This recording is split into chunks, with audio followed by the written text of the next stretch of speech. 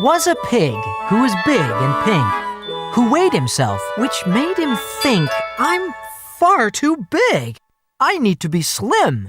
He thought it best to try a gym.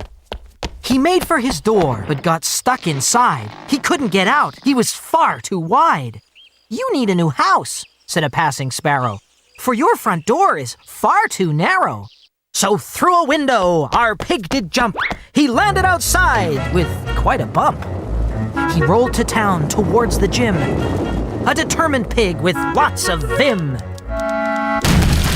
He arrived at a desk and paid over his money to a very thin horse and a tough-looking bunny. They pointed the way to a thing for rowing. He took one look and said, I'm going.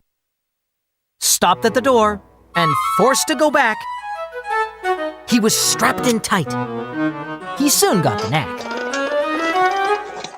He lifted weights, at least he tried. But all he did was dent his pride. He lifted the smallest, but something went crack. He did the right thing by putting it back. Aerobics classes?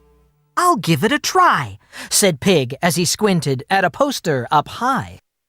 Pig came to a door and opened it wide, but his eyes were not ready for the sight inside.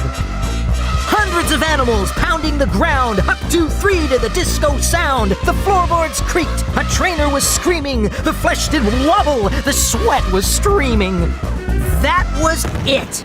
He'd seen enough. He left the room and gathered his stuff. In the shower stood Dave the dog, who told our pig that he should jog. Wear a headband and some pumps, and in no time you'll lose your lumps. So that night, he lay in bed. Lots of thoughts were in his head. A padlock on his cookie tin. He began to dream of being thin.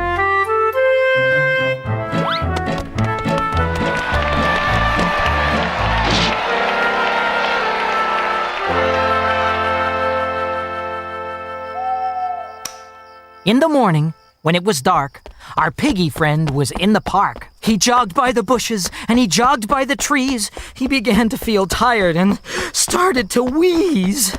He started to wobble and stagger about. And into his head, there came some doubt. He stopped for a while. On a bench he sat. What's wrong, he thought, with being fat? For tossing cabers, it can't be beat. For Japanese wrestling, it's really neat. For being cuddly, it is the best. For keeping warm, it passes the test. Thin's no good for baritone singing. It doesn't help much for church bell ringing. Furthermore, with a large belly, you can sell the space for ads on telly. You can wear big suits with wide-brimmed hats, play blues and jazz and get called fats. So that was it. Pig went to bed. He'd convinced himself of what he'd said. All puffed out was our porky friend. His slimming ideas had come to an end. There's still a pig who's big and pink, who weighs himself, which makes him think, pigs are pigs, and pigs are fat. And I am a pig, and that is that.